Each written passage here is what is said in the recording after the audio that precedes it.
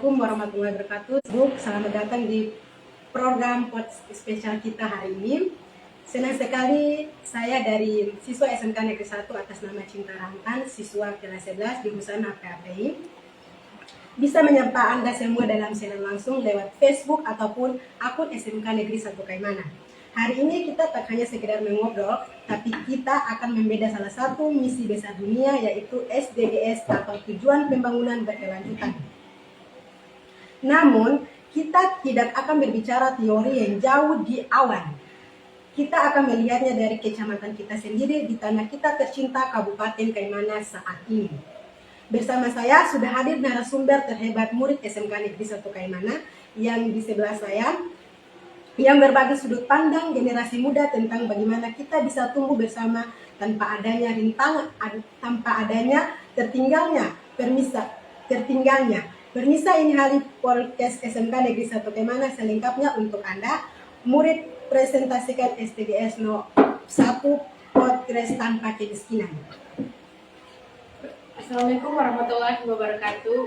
Selamat siang, perkenalkan nama saya Desiadela Ode, kelas 11 DKV. Dan saya Nancy Parmilia Lucia, kelas 11 ini. Di sini kami akan membahas tentang podcast kemiskinan di Kaimana.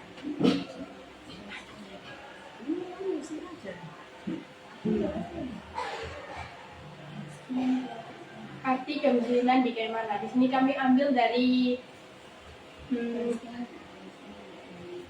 kemiskinan bukan hanya kemiskinan tentang uang, tapi juga ada adab dan akhlak. Di sini kami angkat dari akhlak.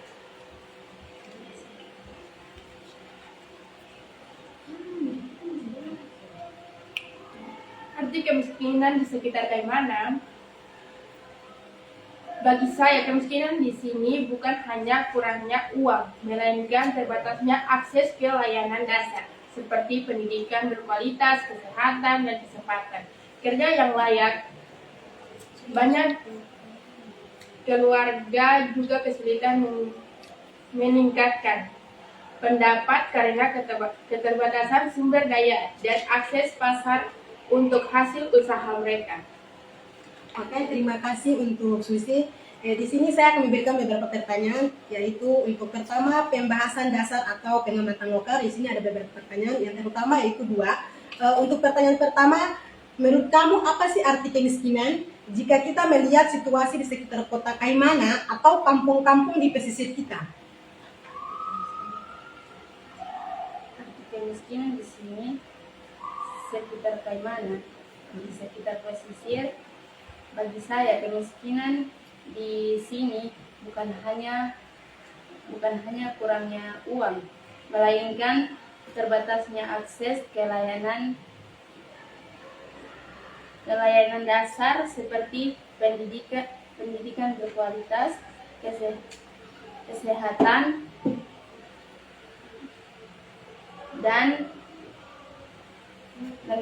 kesempatan yang layak. Oke, terima kasih. Untuk pertanyaan yang kedua, dari pengamatan sehari-hari, apa yang tentang terbesar yang dihadapi teman-teman sekolah kita di Kaimana untuk bisa hidup lebih sejahtera? Tentang terbesar adalah minimnya prasarana yang mendukung perekonomian lokal seperti infrastruktur transportasi yang belum memadai untuk membawa hasil perikanan atau produk lokal ke pasar besar, serta kurangnya pelatihan keterampilan untuk kerja atau berwirausaha. Oke, terima kasih. Kita lanjut di pertanyaan kedua, yaitu tentang potensi sumber daya alam atau perikanan dan perwisataan.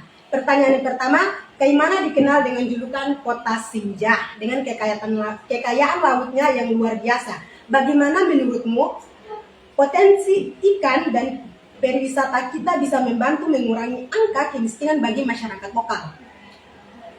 Potensi perikanan bisa dimanfaatkan dengan membentuk kelompok usaha nelayan yang terorganisir dan menggunakan teknologi tangkap yang lebih efisien dan dan ramah lingkungan serta membangun sistem pemasaran yang langsung menghubungkan nelayan dengan konsumen atau pengolahan serta membangun sistem pemasaran yang langsung menghubungkan nelayan dengan konsumen atau pengolahan produk olahan ikan. Oke, terima kasih untuk pertanyaan yang kedua. Apakah menurut anak muda Kaimana sudah cukup siap untuk mengelola kekayaan alam kita sendiri agar hasilnya bisa dinikmati warga asli sini atau belum? Belum sepenuhnya siap, meskipun anak muda memiliki semangat, masih dibutuhkan pendidikan dan pelatihan tentang pengolahan sumber daya alam yang berkelanjutan, manajemen usaha serta literasi digital untuk memasarkan produk lokal atau promosi perwisataan secara luas. Oke, terima kasih. Kita masuk di pertanyaan ketiga, yaitu tentang pendidikan sebagai kunci. Pertanyaan pertama, dalam poin SDGs No. 14, pendidikan dianggap sebagai pemutus rantai kemiskinan. Sebagai pelajar, apa fasilitas atau ilmu yang paling kamu butuhkan agar nanti lulus sekolah di Kaimana bisa langsung bersaing di dunia kerja? Kita membutuhkan fasilitas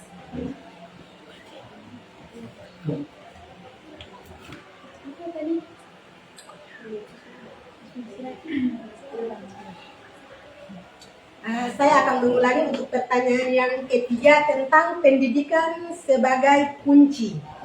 Dalam poin SDGs, pendidikan dianggap sebagai pemutus rantai kemiskinan. Sebagai pelajar atau fasilitas atau ilmu yang paling kamu butuhkan agar nanti lulusan sekolah di Kaimana bisa langsung bersaing di dunia kerja.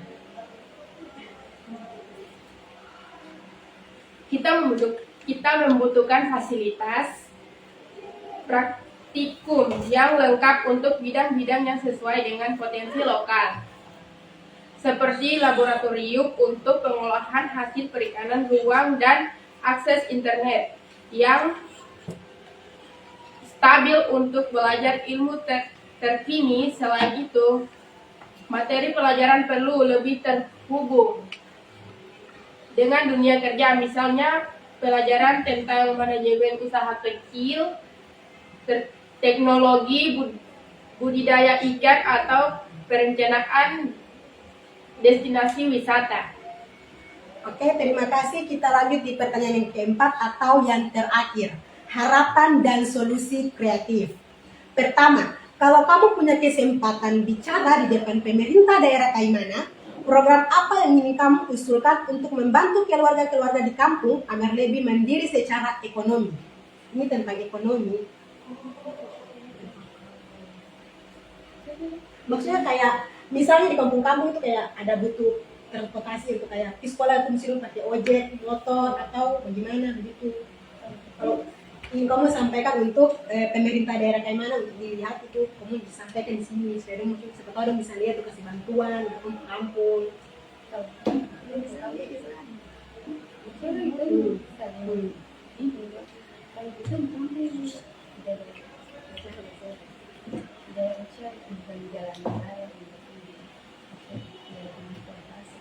Kan biasa kampung itu biasa kan pergi sekolah tuh Keterbatasan ekonomi bukanlah penghalang akhir untuk meraih impian yang luar biasa. Sebagai modal utama, manfaatkan waktu sekolah untuk belajar dengan giat, gali potensi diri, dan jangan takut untuk berinovasi bersama-sama. Kita bisa membawa perubahan bagi kampung dan Kaimana kita.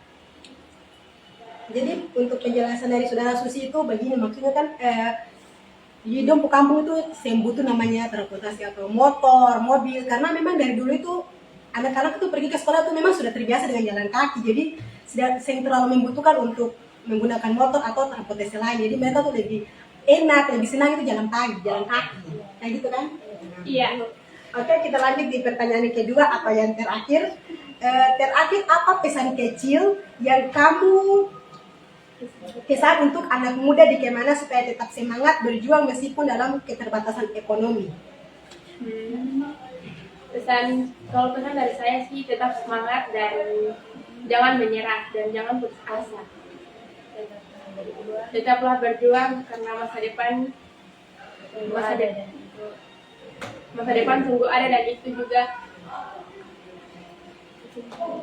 itu memang ada. Kalau kita mau berusaha pasti kita bisa. Dan untuk pesan dari beta untuk SMK atau bukan SMK sih, untuk kota Kaimana, sebenarnya sih pemerintah itu mau bilang sudah kasih anak Papua itu beasiswa ataupun uang wapas di Papua. Cuman kebanyakan di Papua ini kayak bagaimana untuk anak lain saya tidak tahu, tapi untuk kampus sekolah ini, untuk kampus siswa ini, kebanyakan uang itu dong gunakan bukan untuk barang-barang sekolah kayak pakaian, sepatu, tidak dong, hanya menggunakan untuk alkohol. Jadi kayak pemerintah sudah sediakan, cuma siswanya aja yang kayak mengolahkan untuk barang baik-baik, untuk barang-barang yang tidak baik.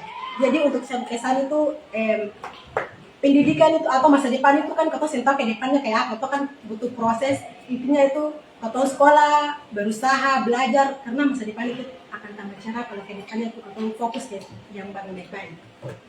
Oke, mungkin itu saja podcast kita ini hari. Luar biasa sekali obrolan kita hari ini. Sahabat Facebook, apa yang disampaikan oleh tadi menyadari kita bahwa isu kemiskinan atau Polres bukan hanya tugas pemerintah pusat, tapi adalah tanggung jawab kita semua masyarakat di Kaimana. Ternyata kuncinya bukan hanya soal bantuan materi, tapi bagaimana kita menjaga kekayaan laut, kita meningkat kualitas pendidikan, dan saling merangkul antara tetangga dan lingkungan kita sendiri. Kaimana yang sejahtera dari kependudukan kita hari ini. Bagaimana Kaimana bisa maju tergantung kita punya pendidikan hari ini atau masyarakat hari ini. Terima kasih banyak untuk yang sudah berbagi sudut pandang yang sangat segar dan imperspektif. Terima kasih juga untuk Bapak, Ibu, dan teman-teman semua yang menonton, memberikan like dan komentar di siaran langsung ini. Mohon maaf jika ada kekurangan selama memandung jawaban podcast. Mari kita teruskan dukung langkah kecil menuju perubahan besar. Saya Cinta Rahantan pamit undur diri, sebagai jumpa di podcast selanjutnya. Kaimana maju, Kaimana sejahtera. Selamat siang dan selamat sampai jumpa untuk kalian semua. Terima kasih, dadah.